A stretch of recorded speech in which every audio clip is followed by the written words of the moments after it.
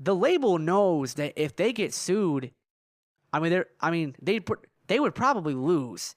And what's going to happen is they would owe him quite a bit of money, so they would probably just try to drag it out for as long as possible, because I'm sure they have, big teams of lawyers that can probably drag things out and have you going to hearing after hearing after hearing and not really getting much done, but just racking up your legal fees.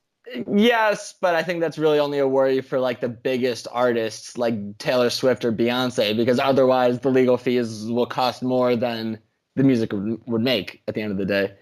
Really?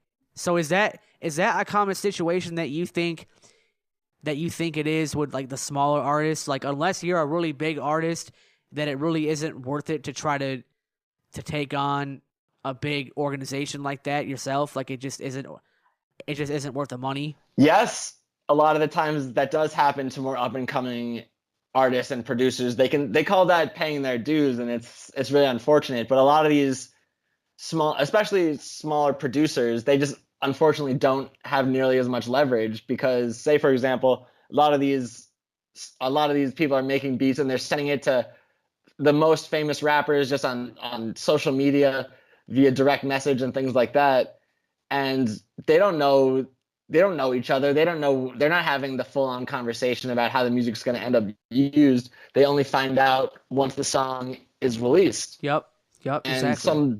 some no name producer is never going to send like a takedown notice against like Lil Yachty's new album or something like that. Really? So it just it would never hurt those relationships. For people that don't know, and I mean, I've kind of wondered this myself, to actually go about suing somebody, I mean, on average, I don't need like an exact number. What is like the minimum amount that it's really going to take to even try to sue somebody? Like, just in the legal fees and to get everything set up and all that. Like, and the legal fees really just to handle step one, which would be to draft up an initial complaint, which is draft up your initial papers that you'd serve on the other side, and like schedule a court date. You're talking about a few $1,000s, because there's like a $500, like at least in New York, there's a $400 or $500 filing fee, along with a few hours of the lawyer's time, which is probably a few $100s per hour. You're just asking for a lot of money right away. So a lot of the up and coming artists I deal with are often talking about disputes for maybe $5,000, $10,000, but never really more than that. So that objectively may not be worth suing over, because they may end up spending that entire $10,000 on legal fees easily. Wow. So just to get something started, to schedule the court date, in New York, it might be different prices everywhere else.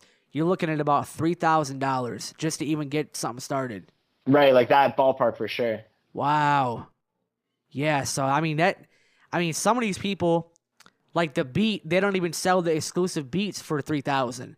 So it's like, okay, well, what would you, if that's the case and they steal a beat and you were selling beats for $1,000, $2,000, that's literally not even worth it at all. Right, exactly. And I see a lot of artists and music industry people who just haven't really thought of those kinds of consequences more down the line.